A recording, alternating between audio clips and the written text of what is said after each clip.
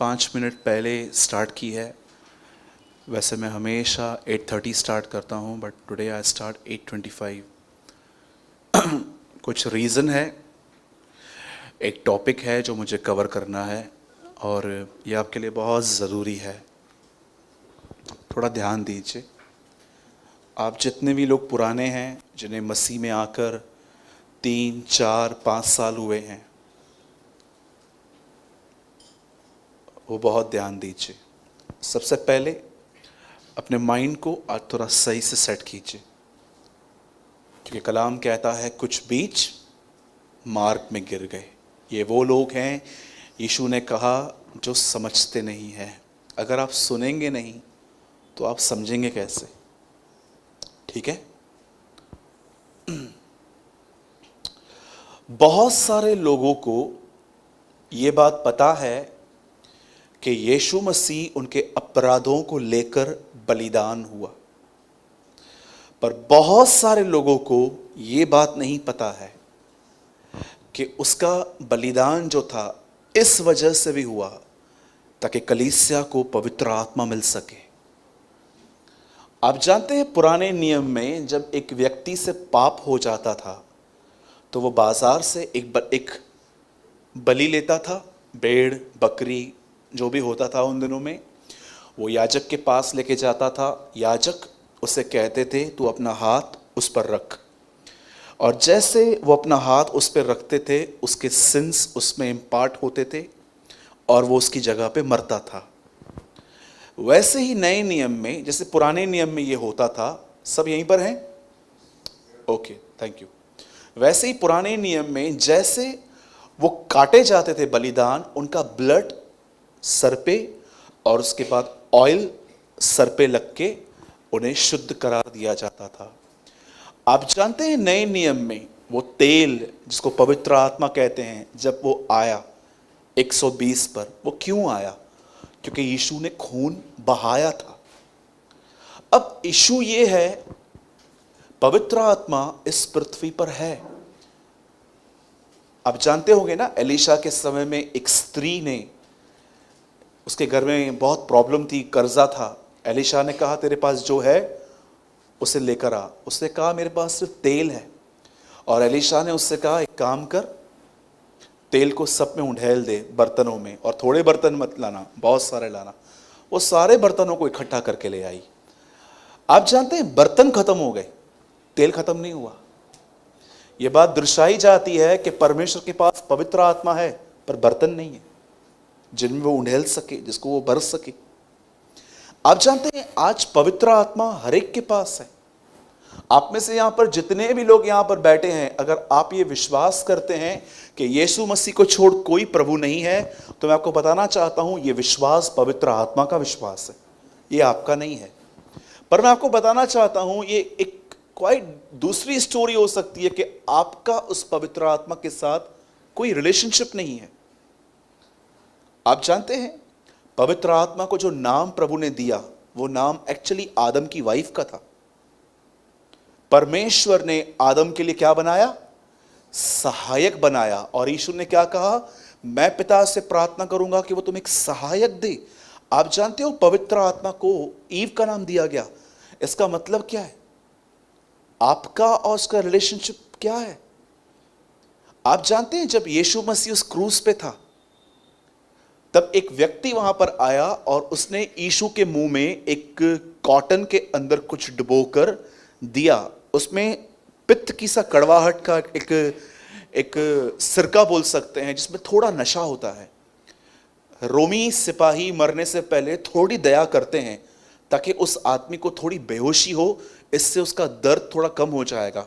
जब वो उसको दे रहे थे तो लिखा है उसने नहीं लिया। लेकिन जब यीशु ने 7 वचन कह दिए, उसके बाद वही सिरका उसे दिया गया, इस बार उसने लिया। कितनी बड़ी बात है कि यीशु क्रूस पे था, दर्द में था, पर फिर भी पवित्र आत्मा के साथ वो अंदर कांटेक्ट में था। और पवित्र आत्मा ने उससे कहा, मत लेना। क्यों? 7 वचन कहने हैं। और जब 7 वचन कह दिए गए, उसके बाद पवित्र आत्मा ने कहा, अब तू ले सकता है। मुझे बताइए, एक व्यक्ति था जो बीमार, एक आदमी था जो बीमार था। चेलों ने प्रभु से पूछा, प्रभु किसने पाप किया कि ये बच्चा, ये लड़का, ये आदमी अंधा जन्मा? यीशु कहता है ना इसके बाप ने, ना इसकी मां ने, ना इसने। तो फिर आप सोचो, अगर आप किसी बीमार के सामने हो तो आपको कैसे पता चलेगा कि ये बीमार स्ट्रेस की वजह से है, सिन की वजह से है, कि इसलिए है कि परमेश्वर इसको ठीक करके अपनी महिमा प्रकट करेगा? मैं आपको यह समझाना चाहता हूं कि पवित्र आत्मा के साथ जिन लोगों का संबंध नहीं है, उनको बहुत सारे सवालों के उत्तर नहीं मिल पाते। आपको पता है, इज़राइल के इतिहास में जब पौलुस मिनिस्ट्री करने के लिए निकला, तब पौलुस ने ग्रुप से पूछा, क्या तुम्हें पवित्र आत्मा मिला? वो कहते हैं, हमने तो पवित्र आत्मा की चर्चा भी नहीं सुनी है। बहुत सारे लोगों को तो पवित्र आत्मा के बारे में कुछ पता ही नहीं है, जबकि बाइबल की बिगिनिंग इस तरह होती है कि प्रभु का आत्मा वहां मंडरा रहा था, और बाइबल का एंड होता है, आत्मा और दुल्हन कहे आ। आज मैं आपसे पूछना चाहता हूं, मैं बिल्कुल भी अन्य भाषा के खिलाफ नहीं हूं, मैं बहुत अन्य भाषाओं में बात करता हूं। कलीसिया में कम क्यों करता हूं? क्योंकि लिखा है कलीसिया में अगर अनुवाद करने वाला नहीं है तो आप मत बोलो। पर मैं अपने पर्सनल प्रेयर में बहुत अन्य भाषा में बोलता हूं। पर क्या सिर्फ अन्य भाषा बोलना ही सब कुछ है? क्या पवित्र आत्मा आपको दिन प्रतिदिन आपके कमजोरियों पर काम कर रहा है? आप अपने आप से पूछिए। देखिए, मैं अपनी बड़ाई नहीं कर रहा हूं, पर मैं इस तरह का प्रचारक हूं। मैं ये नहीं सोचता हूं कि चल फ्राइडे है, आज कुछ ना कुछ दे देते हैं, संडे को कुछ अच्छा दे देंगे। मैं इस तरह नहीं सोचता हूं। मैं हमेशा हर मीटिंग में कुछ ऐसा शेयर करने की कोशिश करता हूं जो यहां से जाने के बाद आपके लिए सोचने का विषय हो कि यार हाँ, बात तो उसने कह दी, बरोबर तो है। क्या है? आप सोचो, लिखा गया है यीशु को पवित्र आत्मा जंगल में ले गया। अरे हम तो पवित्र आत्मा उसे कहते हैं। यीशु ने कहा, पिता मुझ में रहकर अपना काम करता है। वो तो पवित्र आत्मा को पिता कहता था, बाप कहता था। आज मैं आपसे पूछना चाहता हूं, क्या इन दिनों में आपका ये लक्ष्य है? क्या पवित्र आत्मा कभी कभी आपको कुछ कहता है? In these days I am blessed by this word. एक आदमी था, खोजा था, 5+1 था, और बाइबल ऐसा बताती है, वो यशायाह नबी की किताब पढ़ रहा था। बाइबल बताती है फिलिप्पुस वहां पर था, और फिलिप्पुस को प्रभु ने कहा, जा रथ के साथ हो ले। आपको पता है वहां ऐसा नहीं लिखा है भाग, लेकिन लिखा है वो भागा। जानते हैं इस बात को? कितने लोग हैं यहां पर जो उभय करने के लिए भागते हैं? देखिए, अगर आप एक पहाड़ पे बैठ गए हैं तो कुछ नहीं होगा। 1 घंटे की बाइबल स्टडी, आधे घंटे की प्रेयर। भाई मैं 3 बार आपके चर्च में आता हूं, आप हमेशा देखो मैं ऑफरिंग भी डालता हूं। क्या आप इसी पहाड़ पे बैठ गए हैं? क्या आप वहां पर बैठ के कोई और पहाड़ नहीं देखते हैं जो यहां पर जाना है मुझे? क्या आप सीमित हो गए हैं? आज अपने आप से पूछिए। मैं आज अपने आप से पूछ रहा था, तुझे 12 साल प्रभु में हुए हैं, तूने क्या किया है? क्या किया है तूने अभी तक? क्या तू पवित्र आत्मा को सुनता है? क्या तू पवित्र आत्मा की मानता है? क्या पवित्र आत्मा तेरे जीवन में वैसा काम कर रहा है जैसे वो प्रेरितों के जीवन में करता था? अगर नहीं कर रहा तो रीजन क्या है? मैं आपको एक सच्चाई बताना चाहता हूं, शायद ये आपको चुभेगी, लेकिन मैं आपको सच कहता हूं, ये आपके भले के लिए है। अगर पवित्र आत्मा ने आपकी जिंदगी में आपको आपकी गलत चीजें दिखाना बंद कर दिया है, या पवित्र आत्मा आपकी कमजोरियों में आपकी मदद नहीं कर रहा, या तो पवित्र आत्मा बाइबल पढ़ते समय आपको जीसस के बारे में एक्सप्लेन नहीं करता, तो मैं आपको बताना चाहता हूं आपके साथ क्या प्रॉब्लम है। The reason is this, past में कोई तो ऐसी चीज थी जो आपने की थी, चाहे वो किसी पे चिल्लाना हो, या किसी को माफ न करना हो, या आप ऐसे टूट पड़े थे किसी के ऊपर गुस्से में, और पवित्र आत्मा ने आपको इनरली कहा, this is wrong, this is wrong, ये गलत है तू जो कर रहा है। और आपने 2 मिनट इस रियलाइजेशन को, इस रियलाइज किया आपने कि हां मैं गलत हूं, पर आपने उसके ऊपर कोई वर्कआउट ही नहीं किया। आपने उसको यह भी नहीं कहा कि हां पवित्र आत्मा मैं गलत हूं, अब मुझे नम्र बनने में मदद कीजिए। आपने जस्ट उसको याद करके उसे बुला दिया, और आपको पता है, जो लोग पवित्र आत्मा को सुनकर अनसुना कर देते हैं, उनके अंदर पवित्र आत्मा काम करना बंद कर देता है। इसलिए लिखा गया है, यदि तुम आज उसका शब्द सुनो तो तुम अपने मनों को कठोर न करो। आपको पता है, परमेश्वर ने मुझे स्ट्रिक्टली बोला है टीवी मत देखना कभी भी। आपको क्या लगता है मैं टेम्प्ट नहीं होता हूं? आपको मैं नहीं कहता हूं कि टीवी देखना एक पाप है, पर परमेश्वर ने मुझे यह कहा है टीवी मत देखना, वो टाइम भी तू बिल्कुल मुझे दे ताकि मैं तुझ पे कुछ रिवील कर सकूं। आज देखो, लोग सीरियल्स देखते हैं, इतने फालतू बकवास सीरियल्स चलते हैं, सास और बहू के झगड़े, उनके अफेयर्स दिखाए जाते हैं, और सिखाया जाता है कि और फैशन कैसे करना है, और अच्छे आईब्रोज कैसे बनाने हैं। भाइयों, आप देखो टीवी में आजकल चल क्या रहा है, नॉनवेज कॉमेडी, गलत सलत बातें, पर आज बिलीवर्स टीवी देखते हैं। क्या पवित्र आत्मा आपको इनरली ये नहीं कहता है, क्या यही एंटरटेनमेंट है तेरे लिए? हां जी, आज जितने लोग यहां पर बैठे हैं, मैं आपसे पूछना चाहता हूं, लास्ट टाइम आपने कब पवित्र आत्मा से रीमा पाया था? मनुष्य रोटी से नहीं, खुदा बाप के मुंह से उसके मुंह से निकलकर क्या कोई वर्ड तुम्हारे हार्ट में आया है? लास्ट टाइम कब तुमने रेमा पाया था अपने लिए? हां जी,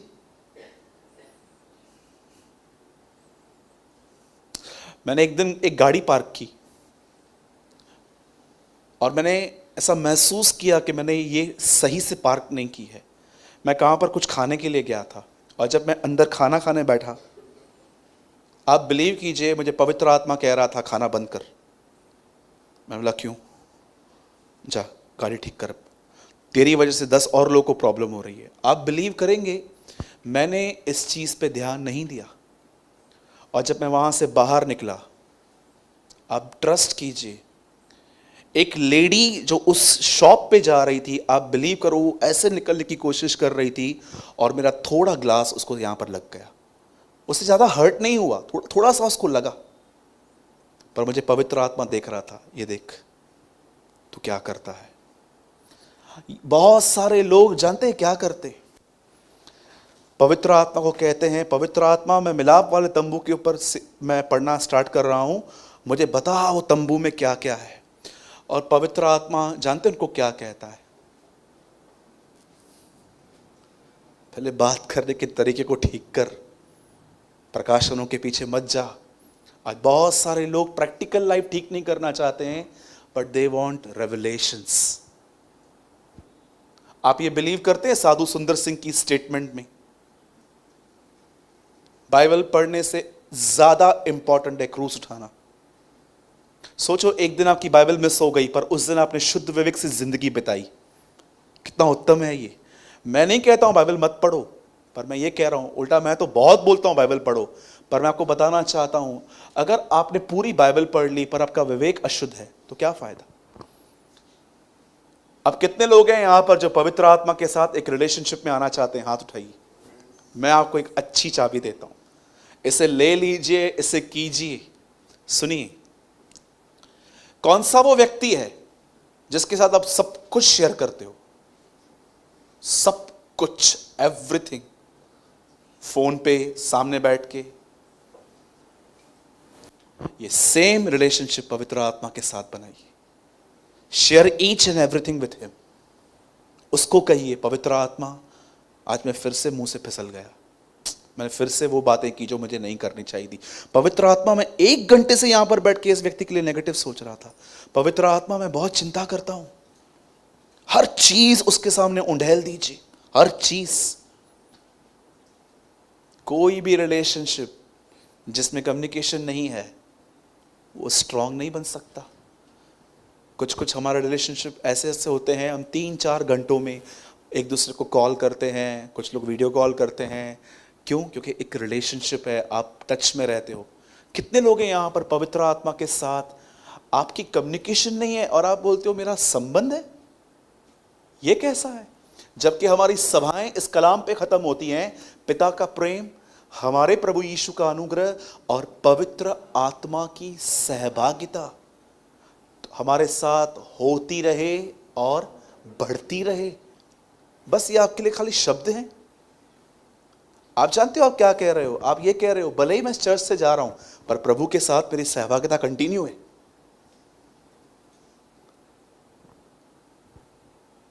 मैं एक जगह पे गया था। कुछ भाई लोग बहुत अच्छी आराधना कर रहे थे, गीत गा रहे थे एक्चुअली। तो मीटिंग जब पूरी हुई तो थोड़ी वाह वाह बटोरने के लिए वो आए और मुझसे आके पूछा, भाई आपको हमारी आराधना कैसे लगी? मैंने कहा क्या? बोला आपको हमारी आराधना कैसे लगी? मैंने बोला आप आराधक नहीं है ब्रदर, आप अच्छे सिंगर हैं। तो ही से कि आप कैसे कह रहे हो कि हम सिंगर हैं? मैंने कहा आराधना क्या होती है आपको पता है? आराधना क्या होती है?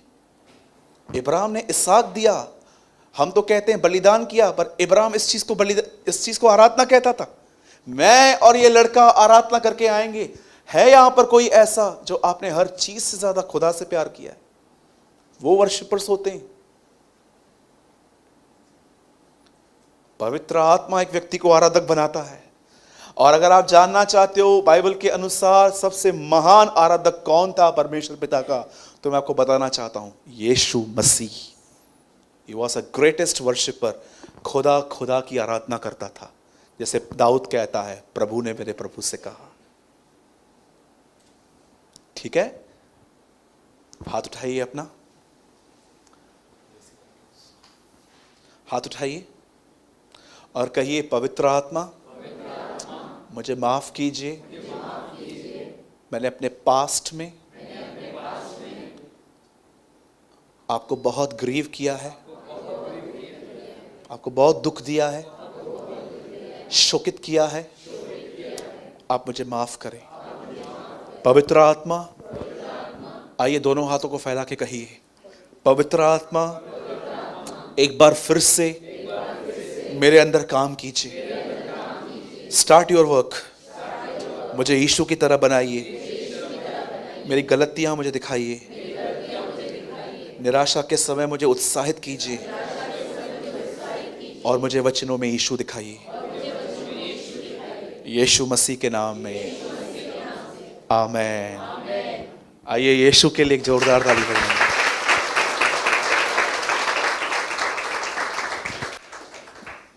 एक प्रभु का दास होने के नाते मैं आपको बताना चाहता हूं, आप ये बिलीव कीजिए कि पवित्र आत्मा आज एक बार फिर से आपके साथ संबंध बनाने के लिए रेडी है। बट प्लीज अब ये आपके ऊपर है कि आप उसको रिस्पॉन्ड करेंगे कि नहीं करेंगे। एक चीज और कहूं, अगर आप बुरा ना माने तो प्लीज टाइम पास करना बंद कर दो। बहुत हो गया, आपने अपना समय बहुत बर्बाद कर दिया, अब बंद करो। मैं कलीसिया में आता हूं, अबे इस चीज को छोड़ दो, अब थोड़ा आगे बढ़ो, अब थोड़ा सोचो अपने बारे में, आप कहां पर हो। एक प्रभु का दास होने के नाते देखो, मैं आपको हाथ जोड़ के कहता हूं, समय बर्बाद करना बंद करो अभी। Don't waste your time.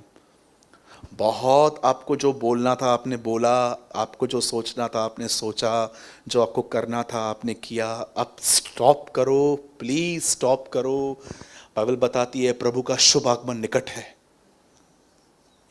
लोग तो डरते हैं, प्रभु आने वाला है।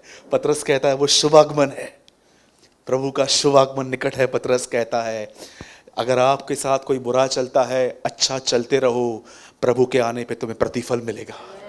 से आमीन, 100% मिलेगा। और हाँ, आज का कलाम जो है वो 20-25 मिनट चलेगा और मैं विश्वास करता हूँ कि परमेश्वर आप में से आज और भी आपको गहराई से आज बात करेंगे। आमीन। आइए हम सब प्रभु का वचन खोलेंगे।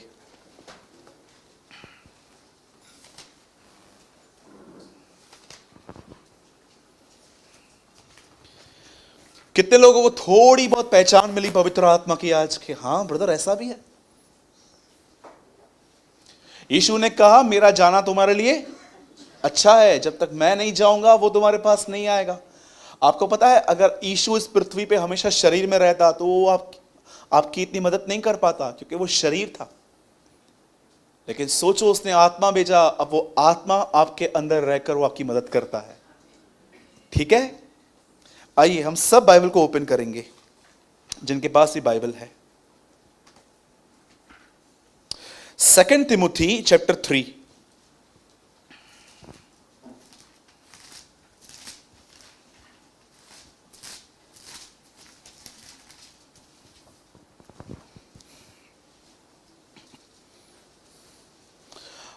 सब खोल लीजिए 2 तिमुथी चैप्टर 3।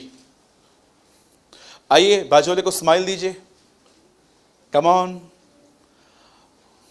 ब्रदर ये नहीं दे रही है, इसको बोलो ना। आप जानते हैं मुझे कैसे पता चलता है कि लोगों का मन भटक रहा है कि नहीं? अगर मैं हंसाऊं और वो ना हंसे तो इससे पता चल जाता है वो यहां नहीं है, और अगर मैं नहीं हंसाऊं फिर भी हंस रहे हैं तो भी समझ जाता हूं ये लोग यहां नहीं है।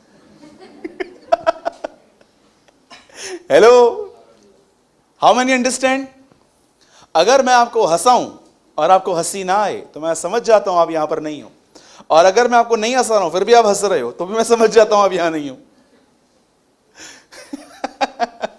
आइए अपने बाजू वाले को देखें, हाँ उनको बोलिए जय मसीह सिस्टर, बोलिए बोलिए जय मसीह भाई। हाँ, इससे पहले कि हम कलाम शुरू करें थोड़ी उनके साथ बात करो और आज उनको कहो प्रभु आपसे बात करने वाले हैं। ओके, 2 तिमुथी चैप्टर 3 कोई पढ़िए। ठीक है, एक काम करते हैं हम प्रोजेक्टर पे लगा देते हैं। ब्रदर लाइट्स कम कीजिए, सब ध्यान दीजिए। 2 तिमुथी 3:1, 3:1। पर यह जान रख के अंतिम दिनों में कठिन समय आएंगे। ना गणा कठिन ही था। कोई तो सोचता होगा और कितने कठिन आएंगे भाई। पर यह जान रख के, English, remember this, there are some terrible times come in the last days. Hindi में लगा दो।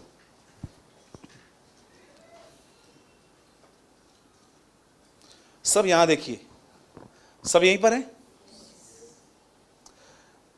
आप सब जानते हैं पौलुस तिमुथियुस आपस में भाई थे, पर यह भी जानिए कि तिमुथियुस का एक सबसे बेस्ट, पौलुस का सबसे बेस्ट चेला जो था वो तिमुथियुस था।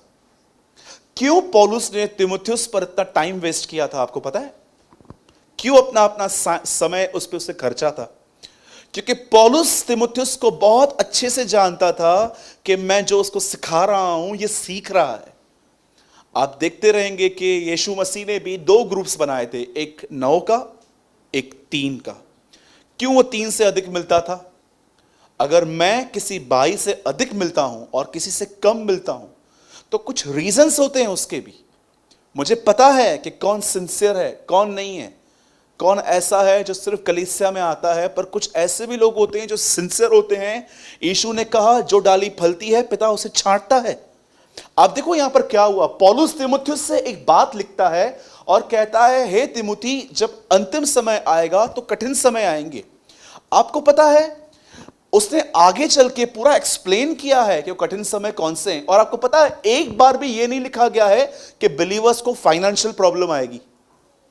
ना उसने उनको यह लिखा गया है कि लोग अंत में कलीसिया में लोग बीमार पड़ेंगे, और ना उनको यह लिखा गया है कि तुम्हारे ऊपर बहुत ज्यादा परसिक्यूशन आएगा, तकलीफ आएगी।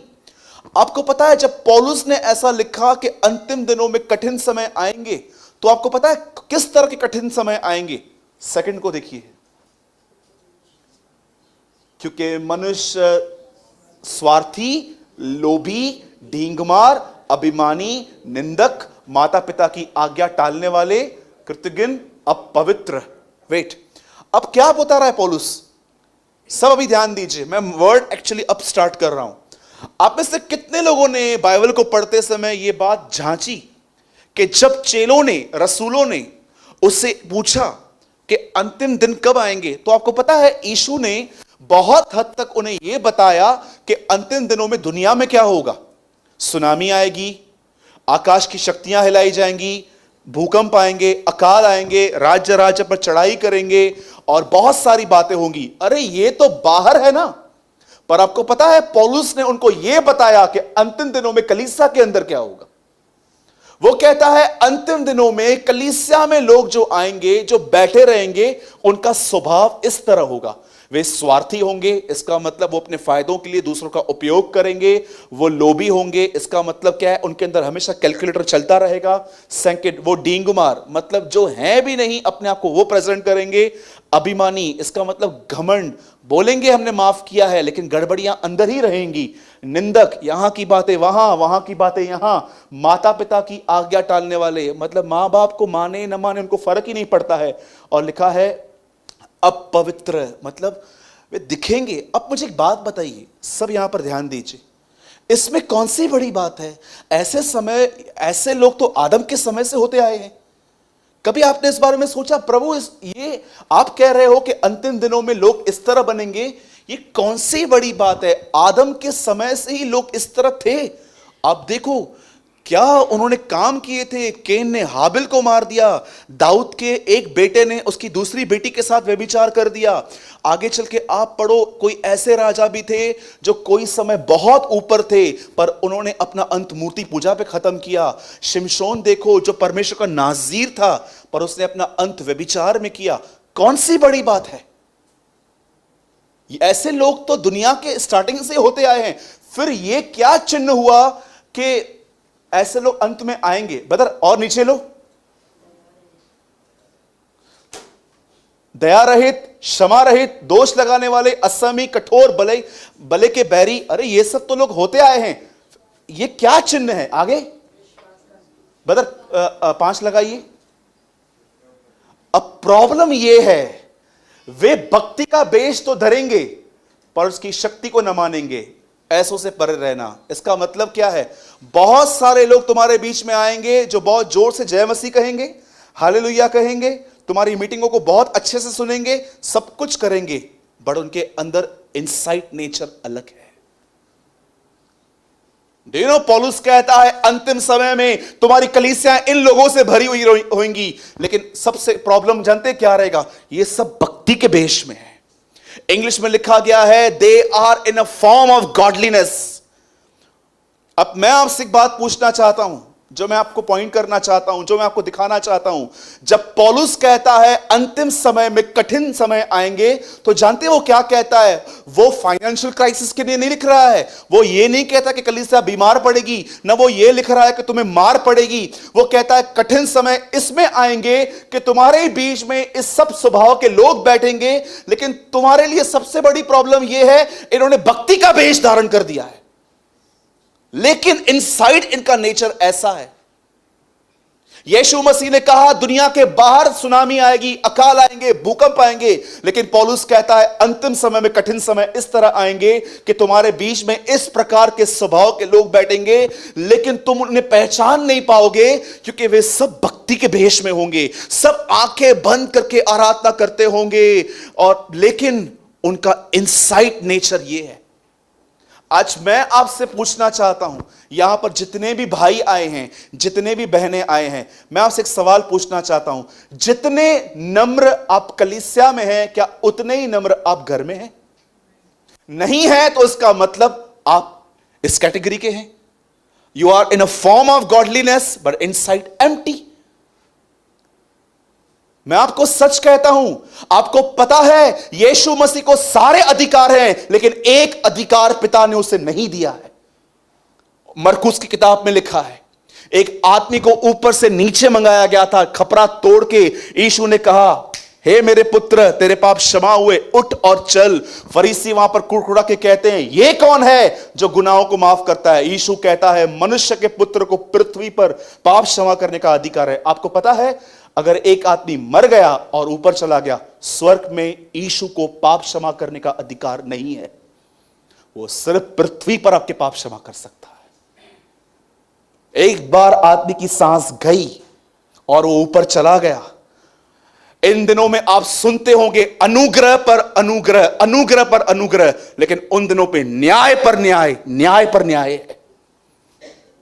इसलिए दाऊद कहता है, मृत्यु में पड़ा हुआ व्यक्ति तेरी स्तुति नहीं कर सकता, जो अधलोक में जाए वो तेरी आराधना नहीं कर सकता, और मरा हुआ खून तुझे धन्यवाद नहीं दे सकता। जब तक जिंदा हो आपको मौके हैं। इसीलिए मूसा की इस महान प्रार्थना से सीखो। वो कहता है, मुझे अपने दिन गिनने की समझ दे ताकि मैं बुद्धिमान बनूं। आप सोचो, जो लोग यहां पर 50 क्रॉस कर चुके हैं, क्या भरोसा है मौत का। याकूब कहता है, तुम्हारा जीवन है ही क्या। मैं नहीं कहता हूं कि यंग जल्दी नहीं मरते हैं, लेकिन आप भी इस बात को जानते हो, आप बहनें जितनी भी यहां पर बैठी हैं, जब आप दाल पकाते हैं कुकर प्रेशर में, आप बाफ को देखो, 1 सेकंड दिखती है और दूसरे सेकंड में वो दिखाई नहीं देती है। याकूब कहता है, तुम्हारा जीवन है ही क्या, बाफ की तरह। तुम आज दिखोगे, कल तुम्हारा अस्तित्व भी नहीं होगा। सोचिए, आप यहां पर जितने भी लोग आए हैं, यहां पर कलाम कहता है, अंतिम समय में ऐसे दिन आने वाले हैं, ऐसे दिन आने वाले हैं जब यही लोग तुम्हारी सभाओं में बैठे तो होंगे, पर भक्ति का वेश धारण करेंगे, लेकिन उनका इनसाइट नेचर बहुत अलग है। एक भाई ने मुझे कहा, सूरज भाई, आपके वीडियो पे इतने डिसलाइक क्यों होते हैं। मैं आपको सच्ची बताता हूं, जब मैं अपने वीडियो को डिसलाइक देखता हूं ना, कि बहुत लोगों ने डिसलाइक किया है, उस दिन परमेश्वर मुझे अंदर से उत्साहित कहता है, ये राइट प्रचार है। और जिस दिन अगर एक भी डिसलाइक नहीं है ना, मैं समझ जाऊंगा मैंने कुछ ऐसा प्रचार किया है जो लोगों को पसंद आ रहा है। डिसलाइक करो, कमेंट करो, कुछ भी करो, वी डोंट केयर। हम सच्चाई बोलते आए हैं, हम सच्चाई बोलेंगे। बाइबल बताती है, जिसके कान हो वो सुनेगा। अब देखिए, अगर आप इस स्वभाव में हैं तो यहां पर फुल स्टॉप नहीं है, अब भी आशा है, अब भी होप है। बाइबल कभी किसी को निराश नहीं करती। बाइबल चाहे आप किसी भी गड्ढे में क्यों ना पड़े हैं, परमेश्वर आपको वहां से निकाल सकता है। अब मैं आपको एक स्टोरी बताता हूं बाइबल की। अगर आपने इस स्टोरी पे ध्यान दिया, मैं आपको सच कहता हूं, आप जितने भी मैंने वर्ड आपके सामने पढ़े, आप उनमें से निकलकर एक नए रिलिम में आ सकते हो। Now listen very carefully. Bible ऐसा बताती है, इजराइल का एक राजा था, उसका नाम शाऊल था। आप सब जानते होंगे, एक ऊजा नाम का भी राजा था, जिसने प्रभु का तंबू अपने हिसाब से उठाया था और वो मर गया। परमेश्वर ने पुराने नियम में हर काम बांट के रखा था। आप कोई भी काम लेके, आप सोचो, आप एक ऑफिस में हो और आप कहते हो कि मुझे जो अच्छा लगेगा मैं करूंगी। मैं आपको सच कहता हूं, वो ऑफिस आपकी वजह से मैसअप हो जाएगा। हर एक का एक काम है, आप टैली करते हैं, कोई लिखता है, कोई कॉल करता है। वैसे ही परमेश्वर ने पुराने नियम में हर व्यक्ति को काम दिया था। राजा लड़ने चाहते थे, याजक बलिदान करते थे, और नबी परमेश्वर की सुन के प्रजा से बात करते थे। अब हुआ क्या, जब परमेश्वर ने शाऊल को राजा बनाया, तो जानते हैं वहां पर क्या हुआ। उसे लड़ने के लिए जाना था, और कोई भी लड़ाई पहले बलिदान कर कर बाद में ही लड़ी जाती थी। अब हुआ क्या, शाऊल ने लोगों के प्रेशर में आके बलिदान करना स्टार्ट किया, और यह बात प्रभु को बड़ी बुरी लगी। प्रभु ने वहां पर उसकी इस मिस्टेक को इग्नोर किया। चल ठीक है, कोई बात नहीं, हमारा बच्चा है, हम चांस देंगे। लेकिन आपको पता है, परमेश्वर की कृपा देखकर भी शाऊल ने मन नहीं फिराया। उसने ये देखा भी कि परमेश्वर ने मुझे माफ किया, पर उसके गलत काम अब भी चालू ही थे। उसके बाद भी वो ऐसा करता रहा। अंत में प्रभु ने अपने भविष्यवक्ता को कहा, इसके पास जा और उसको बोल, मैं इससे बड़ा डिस्टर्ब हो गया हूं, मैं फेडअप हो चुका हूं इससे, बंद कर इसको, और तू जा दाऊद को जाके अभिषेक कर। अब सुनिए, जैसे शाऊल ने गलतियां की और नबी उसके पास गया, आप जानते हैं शाऊल ने क्या किया। शाऊल ने अपना गुनाह कैसे माना। शाऊल को कहा गया तूने गलत किया है। जानते शाऊल क्या कहता है, प्रजा के लोगों ने मुझसे करवाया। उसको अभी भी आप देखो, उसका डिसऑनेस्ट नेचर अब तक कैसे उसके बाहर आ रहा है। मैं आपसे पूछना चाहता हूं, कितने लोग हैं यहां पर, भले ही आप परफेक्ट नहीं हैं, याद रखना, मैं 100% अनपरफेक्ट हूं, 100% मैं अनपरफेक्ट हूं, पर मैं आपको बताना चाहता हूं, मैं 100% फॉरगिवन भी हूं। भले ही मैं सिद्ध नहीं हूं, पर मैं माफ किया गया हूं, और मैं माफ किया गया हूं इसलिए मैं ईमानदार भी हूं। मुझे पता है मुझे मेरे कौन से गुनाह माफ किए गए हैं। जब शाऊल ने यह सब किया, आपको पता है एक चीज उसने जो कही, उसने कहा, प्रजा के लोगों ने मुझसे कहा, परमेश्वर ने कहा इसको हटा। और अब सुनिए, जब दाऊद उसकी जगह पे राजा बना, आपको पता है दाऊद ने शाऊल से 10 गुना अधिक गंभीर पाप किए थे।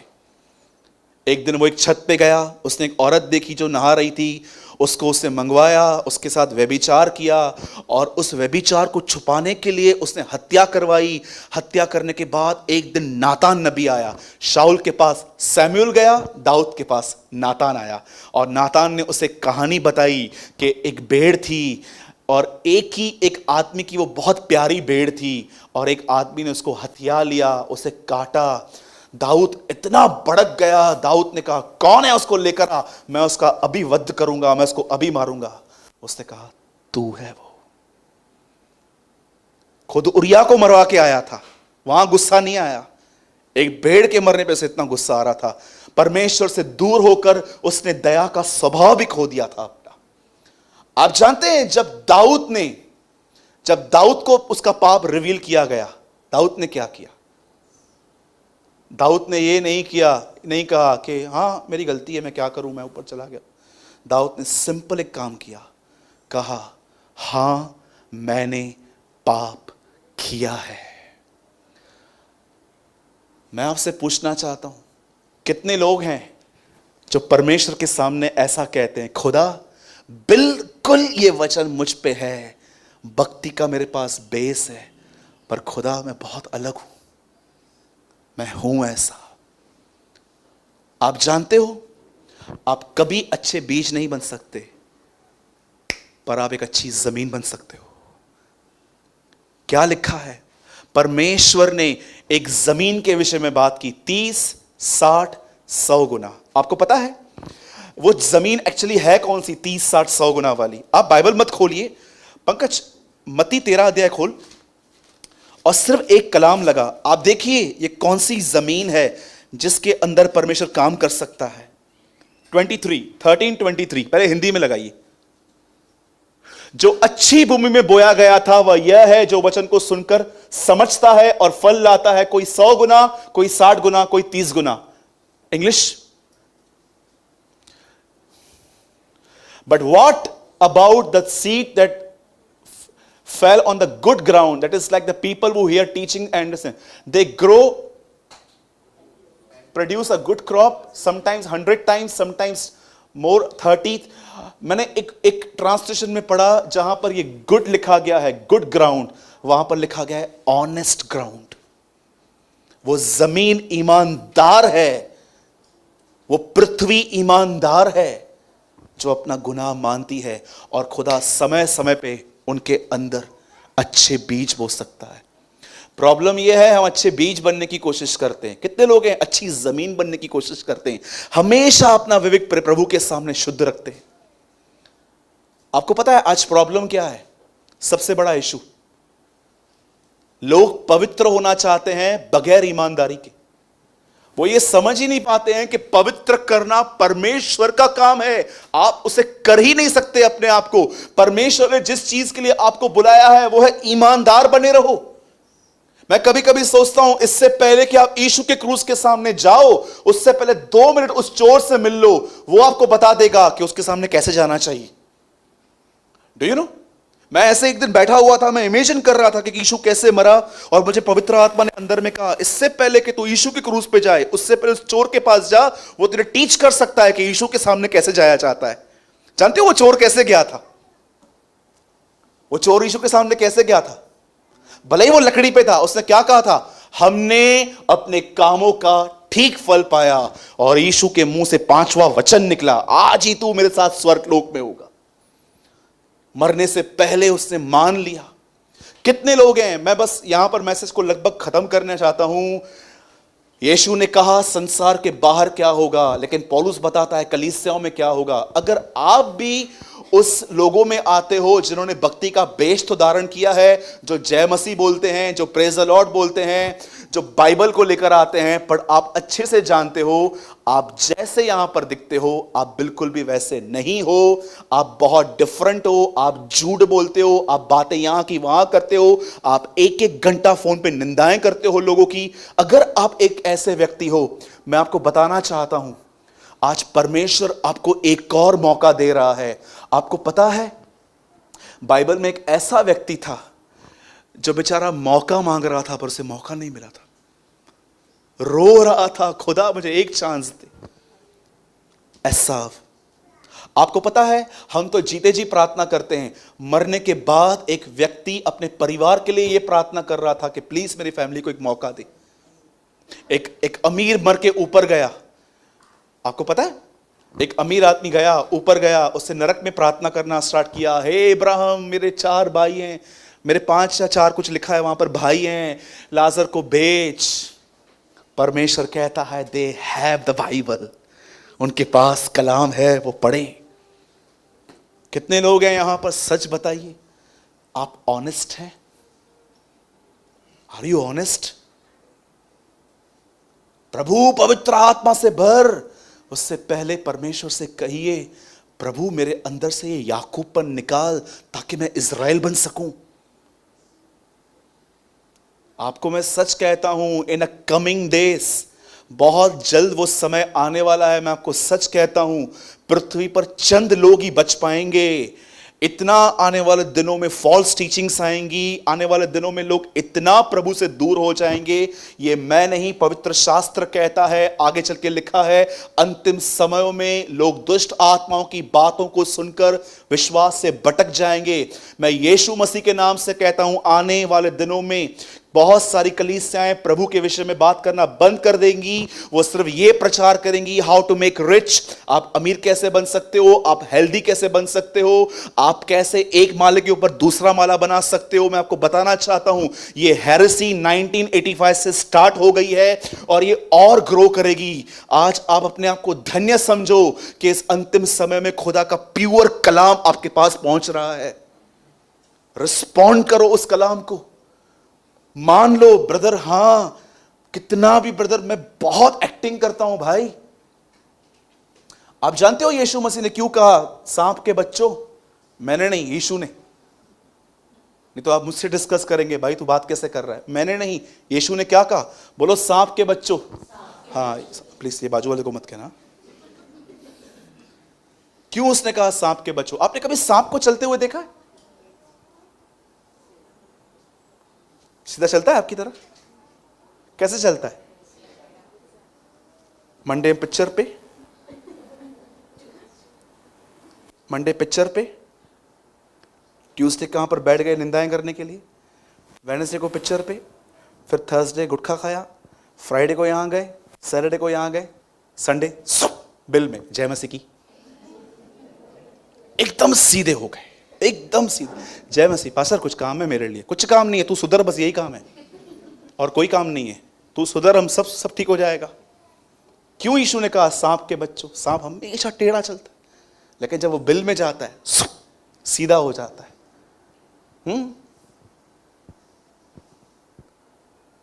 सोचो कभी आपके साथ ऐसा हुआ, आप कलीसिया से आ रहे थे, रास्ते पे आप निंदाएं करते करते आ रहे थे, हाँ ये तो था ही एडी, तो ये तो है ही ऐसा, ये तो है ही ऐसा। लेकिन जैसे आप कलीसिया में आए,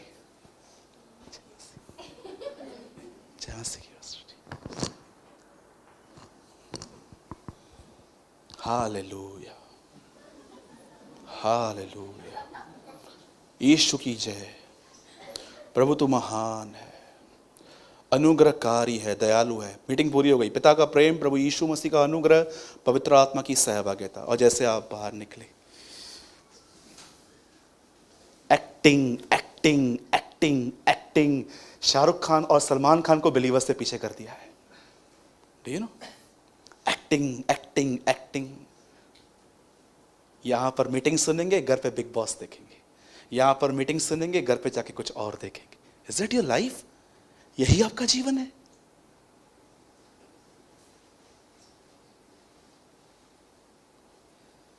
ये सब बंद कीजिए। Stop all this nonsense. अपने बारे में सोचिए, कहीं आप उस ग्रुप में तो नहीं है जिसके विषय में यहां पर लिखा गया है। सोचो। मैं आपको सच कहता हूं, सच्चाई प्रचार करने की वजह से मेरे कितने संबंध खोए हैं। बहुत सारे लोगों ने मुझसे बात करना बंद कर दिया। जानते हो क्यों? मैंने उसको करेक्ट किया। कोई समय था, एक भाई ने मुझे बोला, भाई जब भी आप मुझ में कुछ गलती देखो ना तो आप मुझे बताना। एक दिन मैंने बताया, आज तक वो भाई दोबारा चर्च में नहीं दिखा है। कितने दुश्मन हो जाते हैं लोग, आपको पता है हमारे, कितना कुछ बोलते हैं हमारे लिए। क्यों? पौलुस कहता है सच्चाई बोलने के कारण हम दुश्मन बन गए हैं। Trust me. पर मुझे इन चीजों से कोई फर्क नहीं पड़ता। जब लोग मेरे लिए कुछ भी बोलते हैं, मैं आपको सच कहता हूं, मुझे वो कलाम याद आता है, धन्य है वे जो धार्मिकता के कारण सताए जाते हैं। इंग्लिश में लिखा गया है, you are living a right. तुम एक अच्छी जिंदगी की वजह से अगर सताए जाते हो तो तुम धन्य हो। मैं यीशु मसीह के नाम से कहता हूं, अगर आप चीटिंग नहीं करते हो इसलिए आपकी जॉब चली गई है, तू धन्य है। आने वाले दिनों में खुदा तुझे ऑनर देगा, परमेश्वर आपको ऑनर देगा, परमेश्वर आपके घर का हेड बनेगा, परमेश्वर आपको चलाएगा। It is a time to be honest. मैं फिर से कहता हूं, अगर आप में से जितने लोग आज यहां पर कलाम सुनने के लिए आए थे, सुनिए, प्रभु का आत्मा आपसे कहता है, कम ऑन, बी ऑनेस्ट। ईमानदार बन, अपने आप को पहचान, आ मेरे सामने ताकि मैं तुझे बदल दूं। अगर आप ये जानना चाहते हैं, भाई मैं आपकी कलीसिया में आया था आज, अगर आप प्रभु की आवाज को सुनने आए हैं, आज खुदा आपसे कहता है ईमानदार बन, विरोध मत कर, सच्चाई का सामना कर। कुरिन्थियों में लिखा गया है, तुम जानते हो कि तुम सत्य के विरोध में कुछ नहीं कर सकते, पर तुम ये जानो तुम सत्य के लिए बहुत कुछ कर सकते हो। Be honest.